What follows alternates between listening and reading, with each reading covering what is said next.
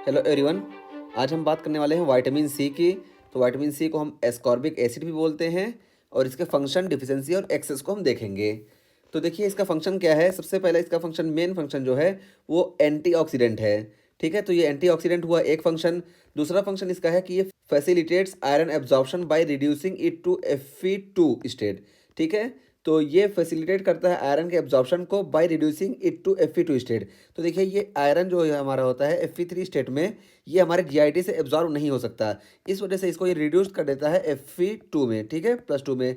और यहाँ पे जो इंजाइम वर्क करता है उसका नाम है फेरो रिडक्टेज। और ये फेरो रिडक्टेज पे ये विटामिन सी जो होता है कोएंजाइम का वर्क करता है। ठीक है, तो ये जब Fe2 में कन्वर्ट हो जाएगा तो ये हमारे जीआईटी से आसानी से एब्जॉर्ब हो जाएगा।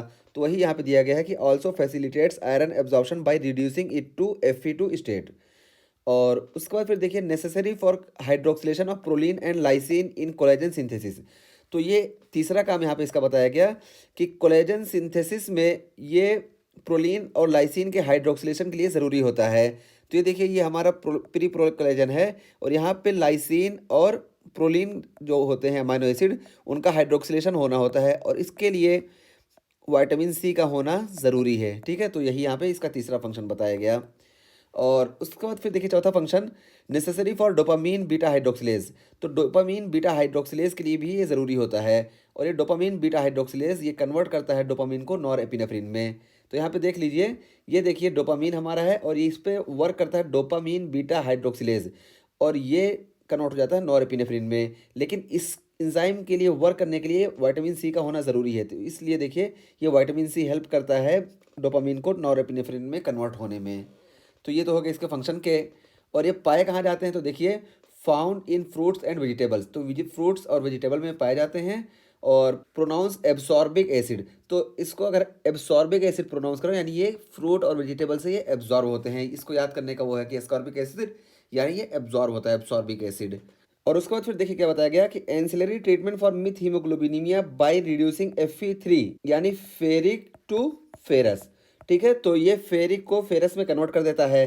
तो इस वजह से ये जो है एंसिलरी ट्रीटमेंट है मिथ हीमोग्लोबिनीमिया का। क्योंकि मिथ हीमोग्लोबिनीमिया में क्या होता है कि ये जो मोस्टली आयरन हमारी बॉडी के होते हैं वो कन्वर्ट हो जाते हैं फेरस फॉर्म से फेरिक फॉर्म में। ठीक है, तो ये फेरस फॉर्म से फेरिक फॉर्म में कन्वर्ट होते हैं। इस वजह से मिथ हीमोग्लोबिनिया की कंडीशन में एंसिलरी ट्रीटमेंट के लिए हम विटामिन सी का इस्तेमाल करते हैं। ठीक है, अब उसके बाद डिफिशियंसी की बात की जाए तो देखिए डिफिशियंसी में हमको स्कर्वी देखने को मिलेगा। और ये स्कर्वी क्यों देखने को मिलेगा, क्योंकि ये जो हमारा कोलेजन सिंथेसिस है ये प्रॉपर नहीं हो पाएगा, क्योंकि प्रोलीन और लाइसिन का हाइड्रोक्सिलेशन नहीं हो पाएगा। तो हमको स्कर्वी देखने को मिलेगा। और स्कर्वी में क्या क्या सिम्टम देखने को मिलते हैं, तो देखिए सॉलन गम्स देखने को मिलेंगे, इजी ब्रशिंग देखने को मिलेगा और पिटेची देखने को मिलेगा, हीम एथरोसिस देखने को मिलेगा, anaemia, poor wound healing, perifollicular and subperiosteal haemorrhage और क्रॉक स्क्रू हेयर देखने को मिलेगा। ठीक है, और वीकेंड इम्यून रिस्पांस और इम्यून रिस्पांस जो है वो भी वीक हो जाएगा। तो ये इसकी डिफिशियंसी हुई। और डिफिशियंसी में भी precipitated bye T and toast diet. तो इसकी जो डिफिशियंसी है ये टी और टोस्ट डाइट से प्रेसिपिटेट होती है। और उसके बाद फिर यहाँ पे देखिए बताया गया कि vitamin C deficiency causes scurvy due to a collagen hydroxylation defect. तो ये स्कर्वी जो होता है वो कोलेजन के हाइड्रोक्सिलेशन के डिफेक्ट की वजह से होता है। तो देखिए सी से हम याद रख सकते हैं कि vitamin C scurvy collagen hydroxylation, यहाँ पे देखिए सी को वो किया गया है और स्पेलिंग में थोड़ा सा वो किया गया है, लेकिन सी यहाँ पे लाया गया ताकि हमको याद रहे। तो विटामिन सी की जो डिफिशियंसी होती है उससे स्कर्वी होता है और ये कोलेजन के हाइड्रोक्सिलेशन में डिफेक्ट की वजह से ऐसा होता है। तो ये हो गया डिफिशियंसी की बात। अब हम एक्सेस की बात करें तो देखिए एक्सेस की वजह से नोजिया देखने को मिलेगा, वॉमिटिंग देखने को मिलेगा, diarrhoea, fatigue, calcium oxalate nephrolithiasis देखने को मिलेगा। क्यों? क्योंकि excess oxalate from vitamin C metabolism. तो विटामिन सी का मेटाबॉलिज्म जो होगा उससे एक्सेस में ऑक्सलेट का फॉर्मेशन हो जाएगा। इस वजह से कैल्शियम ऑक्सलेट नेफ्रोलिथियासिस देखने को मिलेगा। और can increase iron toxicity, iron toxicity increase हो जाएगी। क्यों? In predisposed individual by increasing dietary iron absorption. तो प्रीडिस्पोज्ड इंडिविजुअल में आयरन की टॉक्सिसिटी जो पहले से थी वो और ज़्यादा इंक्रीज हो जाएगी, क्योंकि डायट्री आयरन एब्जॉर्प्शन जो होता है वो बढ़ जाता है। और that is can version haemochromatosis. तो इसकी वजह से हीमोक्रोमेटोसिस जो है ये और वर्स हो जाएगा और ट्रांसफ्यूजन रिलेटेड आयरन ओवरलोड।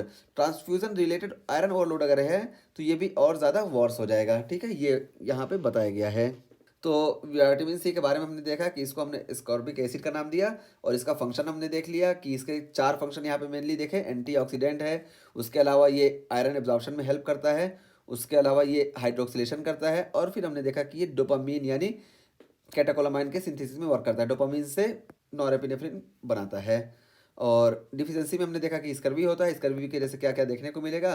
और एक्सेस की बात करें तो एक्सेस में हमको नोजिया, वॉमिटिंग ये सब देखने को मिलता है, और कैल्शियम ऑक्सलेट नेफ्रोलिथियासिस देखने को मिलता है। और इसी तरीके से आयरन का ये जो टॉक्सिसिटी है ये प्रीडिस्पोज्ड इंडिविजुअल में और ज़्यादा बढ़ जाती है, जैसे कि हीमोक्रोमेटोसिस है या ट्रांसफ्यूजन रिलेटेड आयरन ओवरलोड है।